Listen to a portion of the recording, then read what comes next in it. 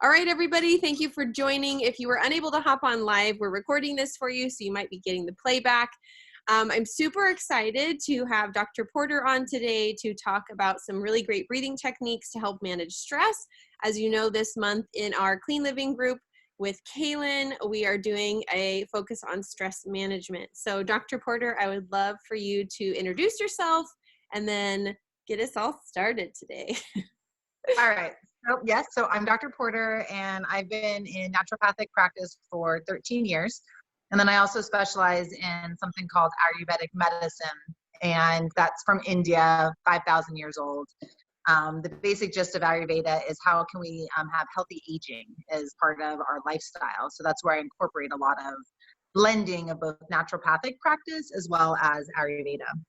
And you'll get an example of how I do that even as I talk about the breath. So I could use a lot of Ayurvedic terms about prana and things called vata and pitta and kapha.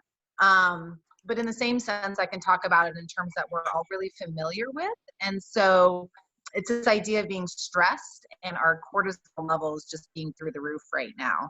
And so one of the reasons I'm so excited just in general to do a lot of this talking and breathing and just bringing techniques is that we can lower our cortisol levels by managing our breath and by doing some different breathing techniques. And so one of the things to think about with cortisol, it's not just that we feel stressed out, is that we're going to be more susceptible to illness and not feeling well if we're having cortisol levels for high or low, actually, for a prolonged period of time. Our immune system is going to be compromised, and all of our systems will, end up having some issues. So that's why I'm so excited. That's my background in just trying to help people do what we call like healthy aging, is the idea with that. It seems such a good time to bring all this in. If we're all stuck at home in isolation, our immune systems are crashing, and eventually we're going to have to go out into the world when our immune systems are not as high and need them to be higher than they ever really have before. So I'm excited. Exactly. And just like I think with children, and like I said, speaking to our inner child or our real children, it's one thing, and we're hearing all the time is like, don't be stressed. But instead, it's like, how can we be relaxed? And so that's where I'm really trying to focus a lot of this positive energy, is this idea on what can we do? Not what do we have to avoid, what should we stop doing, but really focusing on what can we put in our toolbox that we can reach to and grab to in order to help bring ourselves to feeling more comfortable and relaxed. And this is this idea, again, of lowering cortisol. And so what I've done is I picked 3 of my favorite breath techniques for various reasons. And so for the very first one is one that is pretty common, especially if anyone practices yoga, they'll often know about this alternate nostril breathing. And I think most people shy away from it because when you're really taught how to do it right, it's this complicated hand motion and everyone's like, wait, what am I doing? And so I just want to break it down into its most simplest form so we can just know that we can do it anywhere and we can all be experts right now in alternate nostril breathing.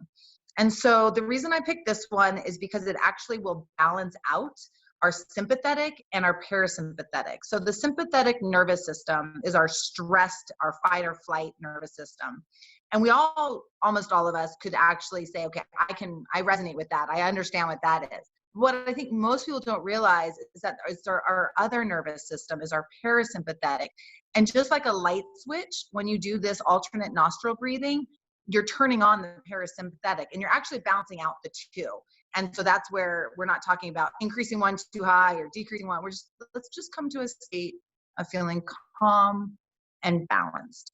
So the idea is that our left side of our body is our calming nervous system, and that's our parasympathetic rest and digest.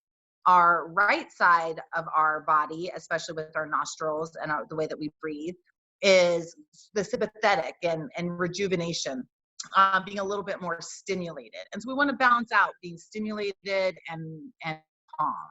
And so the idea in this alternate nostril breathing, the gist, is you're always going to be exchanging which nostril on the exhale. And so that's the rule number 1, is just always remember, if you get confused on which side am I supposed to be, switching, you're always switching which nostril on the exhale. And the second point that really breaks us down into being able to remember it is you always start on the left side, right? And so what we all can do, and again, everyone can do different finger techniques, but the most simple is using your thumb and your second finger, and you can place them by your nostrils. Some people, like I just rest. I just actually keep my two together. Others will actually use their middle finger. Now that I'm thinking about it, the middle finger, and they'll rest actually these two fingers where their third eye is. And that's just really, honestly, I feel like there's reasons for it, but it's just more comfortable for some people. But just so you guys can see what I'm doing, I'm just going to go back and forth like this. And like I said, keep it simple. So we can all do it together, but I'm going to demonstrate first. You can just start with me whenever you want. Does it So we matter can what just take a hand you're using to do this? Does it matter? No, just be comfortable. I'm right-handed, so I'm able to do it with my right hand easier. So that doesn't matter. And so we can all take a cleansing breath in through both nostrils and out through the mouth. And then starting on the left side, so you're going to be breathing in on the left side. It means you're going to close off your right nostrils. So go ahead. I don't know if you can hear me. Can you hear me? But I'm talking. Okay. So you'll be breathing in through the left. Close off the left because like I said, and breathe out through the right. You're always switching on the exhale. So now breathe in through the right. Close it off and breathe out through the left. Breathe in through the left. Close it off and breathe out through the right. Breathe in through the right. Close it off and breathe out through the left.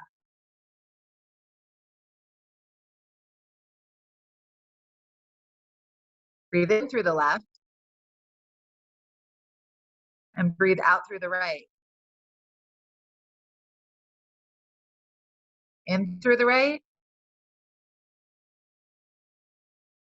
Close it out through the left. So keep going on your own now. Just remember,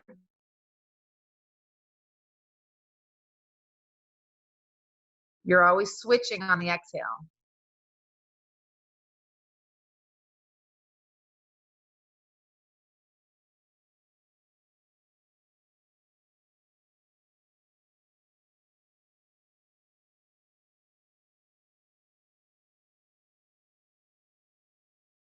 About 5 more rounds for each side.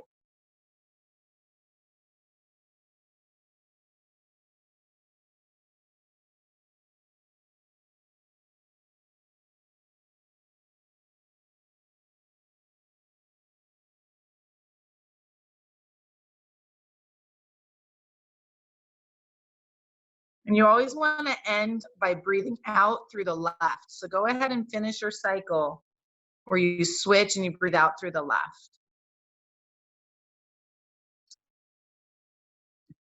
So I can talk about my experience right now. Like I've had a crazy morning with my children and running around and just checking in. I'm like looking around the room and it's kind of fuzzy a little bit. My head's not quite lightheaded, but I have a different sense of perception at this point, you know? And so that would be that balancing out of the two nervous systems. And the other thing is that I had Kaylin also give instruction to not eat lunch first if you could. And I don't know about you, but as soon as I started doing these, because of how it stimulates and brings in the parasympathetic, that's our rest and digest nervous system, my stomach started making the craziest gurgles. This one, like as soon as I started, like, whoa there, I hope they can't hear it, you know? So I don't know. Do you have any feedback, anything you want to add, Kaylin, or anybody else? I feel relaxed. I did feel almost like not blur, like it wasn't blurry, but my eyes, like, I don't know, it looked different. Exactly. And that's about just shifting our nervous system. And if you ever do with any breathing techniques start to feel lightheaded or anxious, stop, just go to normal belly breathing and it'll calm it back down. So sometimes I think we get into these new breathing exercises and we're like, oh, I'm going to get it. I'm going to relax, you know? And I tend to be a little bit, vigorous as well too sometimes. But just remembering that we want to be still cautious with our breath and make sure we don't irritate ourselves. So that was the alternate nostril breathing. Like I said, I picked that to help balance out both our sympathetic and our parasympathetic nervous systems. So when The should second breath, use the alternate breaths, just like before bed, when they're feeling anxious? Like when is it a good time to know or to notice that our bodies could use that? I think doing it like brushing your teeth. So I think a minimum of twice a day for even just a few rounds. Number one, to keep the habit, and like we were talking about habit stacking. Yeah. So one thing is just to do it as a daily routine. So maybe laying in bed, set your alarm for like 2 minutes earlier and just lay there and do some alternate nostril breathing even when you're in bed. And then when you go to bed for the night, again, just like brushing your teeth, get into bed and do some alternate nostril breathing before you sleep. If you wake up in the middle of the night and can't sleep, this is a good, easy one to do as well. And it's great if you can teach your kids, because then when they start to feel stressed or have restless nights, you can go in there and help guide them to alternate nostril breathing. And then the other time it's really great to insert, like if you're feeling stressed, do it. But another great time to insert it just as a general practice is right before you eat. Just a couple of breaths right before you eat. Is it actually starts to prime your digestive system, and you'll start releasing more digestive enzymes and preparing your body for eating.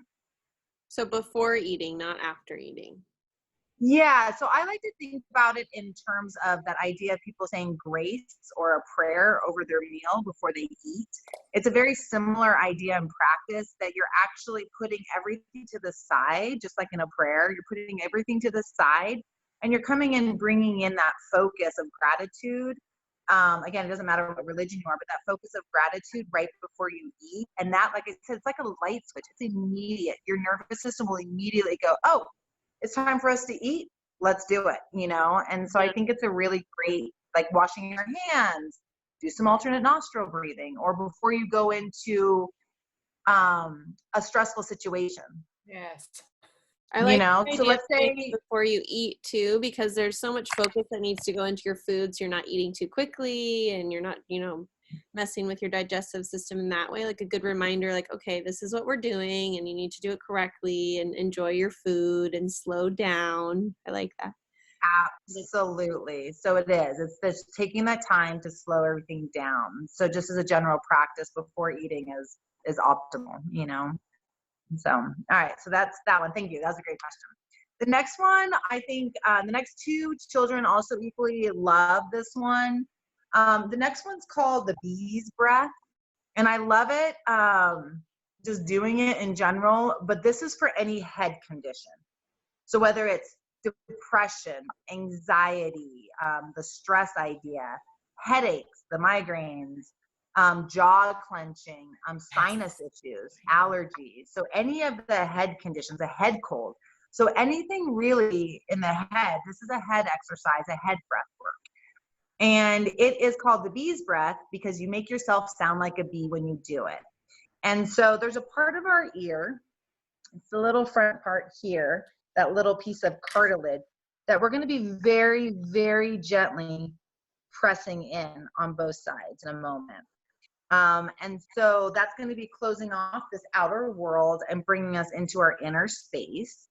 And you literally will be breathing in. So I'll just talk, we'll go through it together in a second. But the idea is your mouth is going to be closed the whole time. And you're going to be bringing in air through your nose. And the high pitched sound that a bee makes is okay. But generally it's kind of a lower hum sound. High pitched is what some people actually suggest. I personally like the low pitch, but we'll do the high pitched because that's a little bit more what I think generally people like. When we vibrate the bones in our head, it makes our sinuses exchange oxygen and start to literally shake that debris. And so it's one of the best things for allergies and just think of it like a bee pollinating.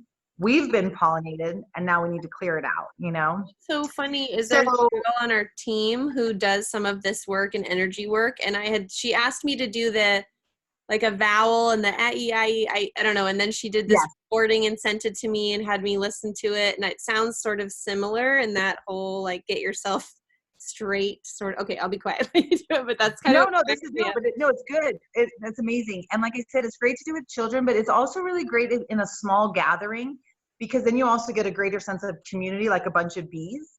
And so one of my favorite is actually starting any kind of group thing with doing a little bit of the bees breath, so we all become part of the same hive together. It's kind of fun. So again, there's always so many options on how we can complicate things. And so I know that some people will suggest the thumbs kind of coming in this way, gently pushing there, 3 fingers over the eyes, gently over the eyes. It's kind of a warming sensation for the eyes, which is fine. I, again, tend to bring my arms down and I just close off the inner ear really, gently. And so we breathe in through the nose, and when we breathe out, imagine making that H-M-M-M-M-M-M sound of for as long as it's comfortable, then just on your own, breathing in through your nose and continuing. And we can do this. I'll watch the time, and then you'll see me kind of bring my hands down if you can't hear me. And you'll just kind of take a sense of how your head feels. Stop if it doesn't feel comfortable, So we'll breathe in, and we'll go for the high-pitched P sound.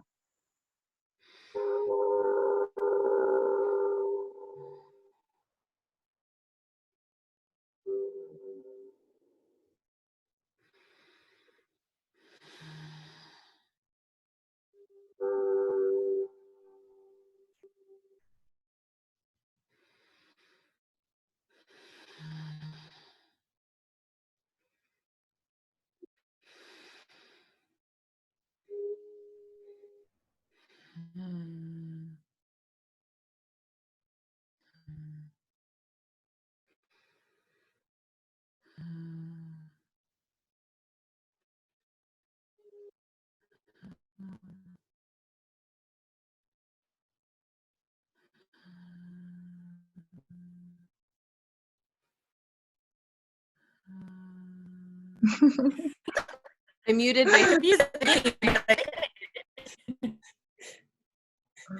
All right. So you can kind of get that sense of what that feels like. I have a question. Like, if I'm supposed to sort of be able to, it's almost like I can't hear what's going on outside, right? If I'm sort of, plugging my ear, if you will, but just from the outside. Exactly. Okay. Yep. And so, I'm making a sound, right? Because that's what threw me off at the beginning. I was trying to throw out the notes. I'm actually just making a sound. Yes. And then I'm like, I guess so what I'm doing is, so I'll breathe in, I'm making them. And my air must slowly become going out as I'm doing that through my nose. Because then I'll pause when I need more air, and I'll go. And so the whole time my tongue is on the roof of my mouth. Okay. Oh, yeah, I opened my mouth to take a breath. I forgot my mouth was supposed to be closed the whole time. The funny thing about this, you can't really do these wrong. There's this great guy on YouTube, and he's this Indian fellow, and like, talk about stereotypes. He's wearing all white. He's a little skinny. He's got like a long beard, but he sits there. You can YouTube any of these breaths, and his thing is the right way. So he'll do bees breath done the right way, and he'll get into all the details. So if you ever want any further things, just go onto YouTube and you could do alternate nostril breathing, and you'll get a bunch of different people who are teaching how to do it. It's amazing. It's so easy. All right. So the last one is a lot of play. I think everyone hates this one because they feel like they look stupid during it. So I kind of love it for that reason. As I'm like, let's just be silly. I will lead the silliness, and let's just be silly. It's called the lion's breath. And so there's so many ways, again, to be sitting in a certain position and posture, but you can do it in a chair, which is what I'm in this show. Kids absolutely do love this one as well. So temper tantrums, if you can get them to start to do the lion's breath, it's amazing. So kind of some of the ideas behind the lion's breath is it's going to reduce our jaw clenching. So if you're finding that you're doing a lot of jaw clenching, anger, this is one of the best ways to dispel anger. And some of it is because it's really hard to be angry when your face is doing this funny little contortion thing.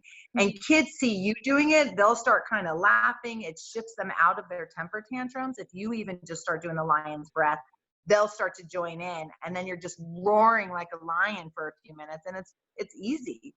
A good distraction from your anger, for sure. Yes. Absolutely. Now, for those of us that care about how we look as we start to age, there's a muscle.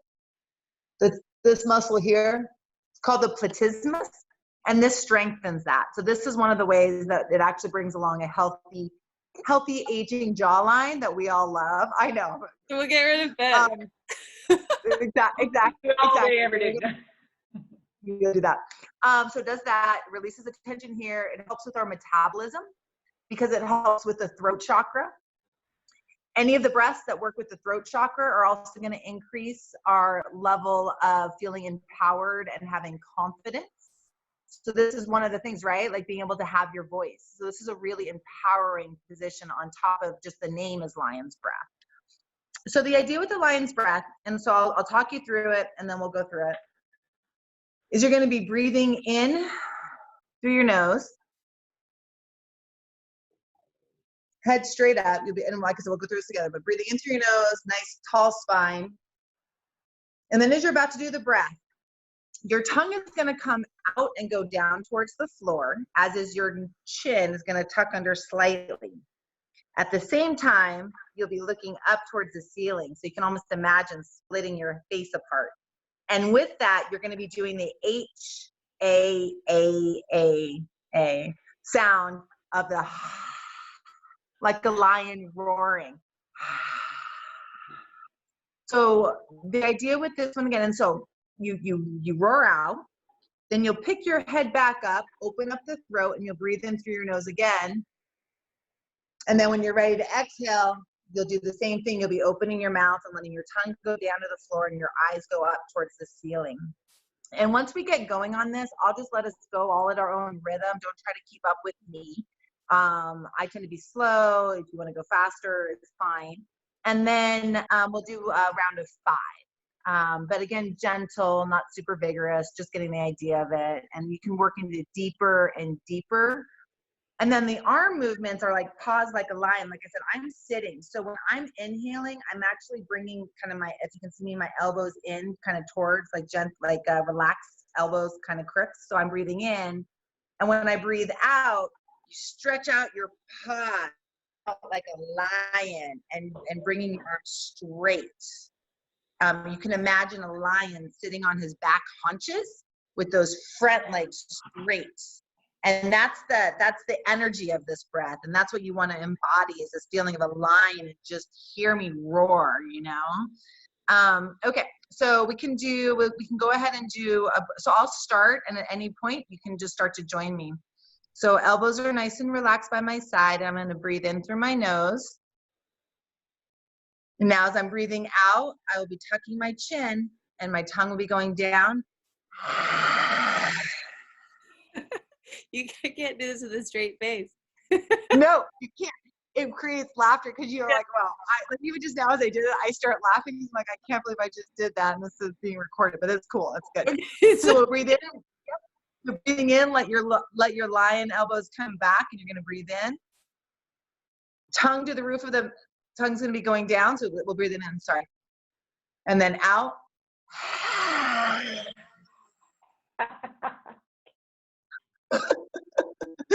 And then let's do it again. Let's do 3 more. So breathing in and out. Breathing in and out. One more. Breathing in and out.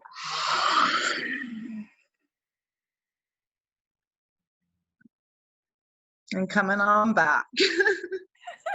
Love that one. My kids would love, my class would love that. Right? Like, So make warn them ahead of time and you just did it. I would love to see the whole class's reaction. Yeah. Like I dare my son when he's throwing a temper tantrum to not be angry at the end. I have one who has anxiety and one who suffers with anger. So I'm excited. I have strategies for both. That one takes a lot of practice. There's things to coordinate, like the arms and the in, then the head and the up and the down, and your breathing and the noise. Like that one. Honestly, and that's still kind of, like I said, look online. There's this gal, Adrienne, she has yoga stuff. She does this lion's breath.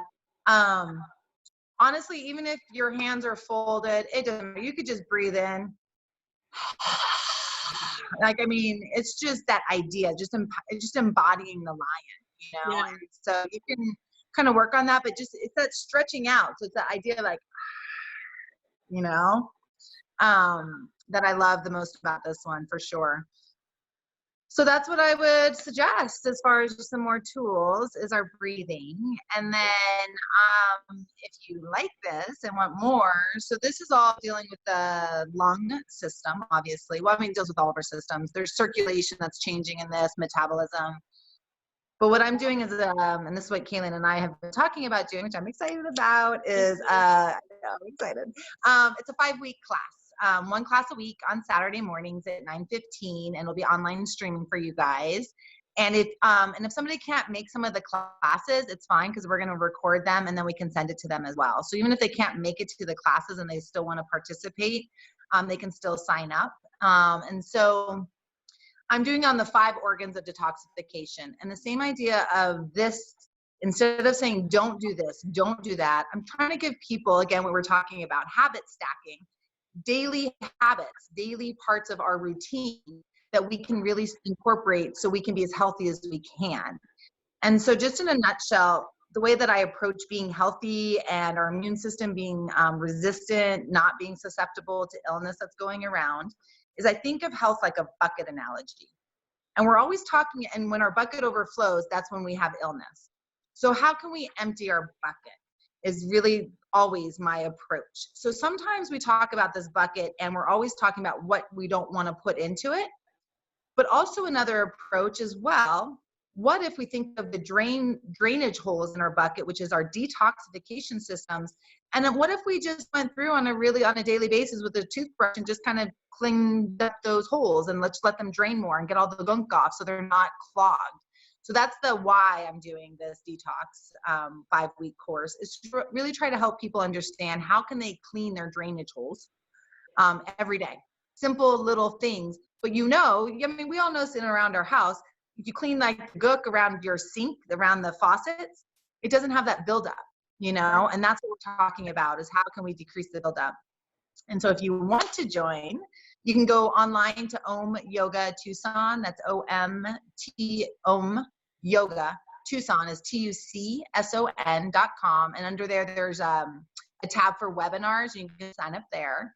And the classes start May 30th. And so if you want to sign up before May 27th, that's where we have a discounted price.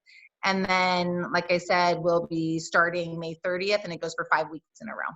And then didn't you say you're sending out like a basket of things that will go to assist with whatever it is for that organ? Like, so for everything each week, with the registration, it'll come with the things you need to take part in this webinar. Absolutely. Yep. Just to make it easy. So giving everyone just, again, these little toolboxes, and so I'm super excited. It'll be fun. Can I get the website again? It's Om Yoga Tucson. So it's OM Yoga, YOGA, Tucson. Okay, perfect. Tucson.com. And then underneath there's the webinars.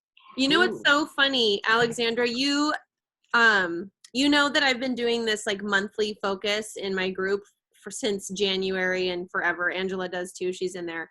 But what I just found today is something very similar to this, where they send out a care package with stuff in it. And it's like each month they have a focus, like drinking more water, and I did gratitude. So they have a journal and stuff that goes out. And I was looking at the prices of this. It's 1 box per month, and it was like $950. I was like, what? I'm like, whoa. Yeah. So I'm just really glad that you're offering a webinar for people at an affordable price, along with the things that they need that are really valuable. And I just think it's a cool concept that we should all jump on to have the best optimal health. But at reasonable prices. Like, so I know, right?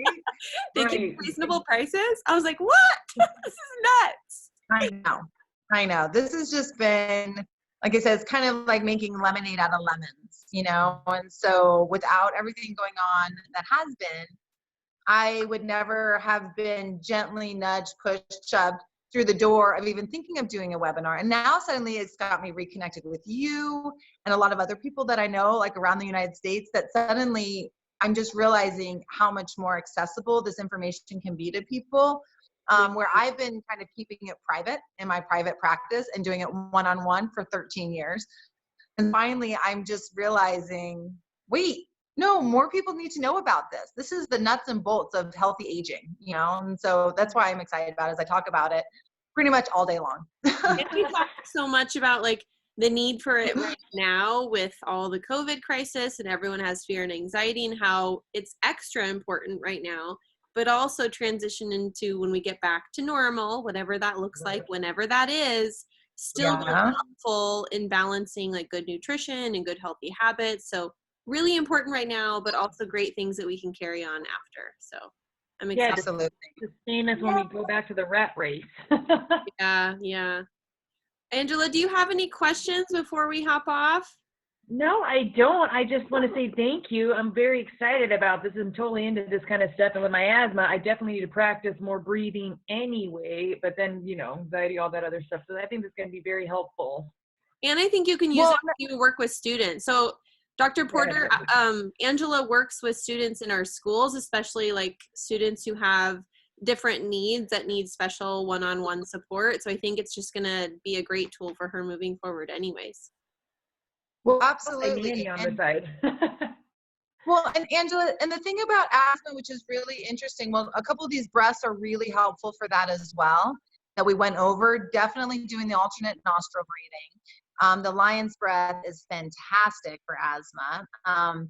But then one of the things in my detox, that the five classes that I'm doing, is where we're born with, I'm going to use the word, our areas that, you know, I hate using the word weak links, but we all have them, right? Right. And so we all have different areas that are going to be a little bit more compromised. And so what we can do to really support all the organs of detoxification, so the lungs is one of the organs of detoxification. So I've seen improvement in asthma by focusing on the liver, for example, and the detox of that, because the more that we can actually get our other organs to be draining our bucket, the less burden on our lungs. You know, it's so funny that same bucket analysis was shared. We went and saw a naturopathic nutritionist for my son's kidney stones, and they talked about like, you know, corn might not set him off one time, but if his bucket is full and he has corn that next time, and you're like, corn, or even something else, but really it was stemming from all the corn, and then you had some food dye on top of that, and it just pours over, so then you think it's just food dye. And then I went and saw a chiropractor who has a degree in endocrinology and was talking about the same thing, and that whole, like, you push yourself over the edge by all this stuff. And I love the idea of just keeping everything flowing in the right direction so we don't have this overflowing bucket. Exactly.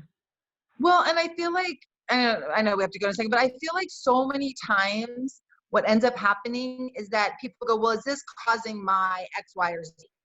I'm like, no, that's the thing, is we want to link our problems with one issue, one solution. Take this pill, it'll fix this problem. Right. But what I really educate people all day long, and why I love that bucket analogy so much, is it's what's filling your bucket the most? Where are you going to get the biggest bang for your buck? And so when people come to me for allergies or asthma, often, honestly, I don't even often go directly at that. I'm like, that's just showing you that it's full. Let's empty your bucket, and then it doesn't even get as compromised as easily. So anyway. I love it. You're so great. So much information, and I can't wait to do the webinar. I'm so excited. This has been so fun. So, and Angela, it's really nice to meet you too. Nice to meet you. Thank you. Definitely. Thank you, all right. Okay. Have a good day. Everyone.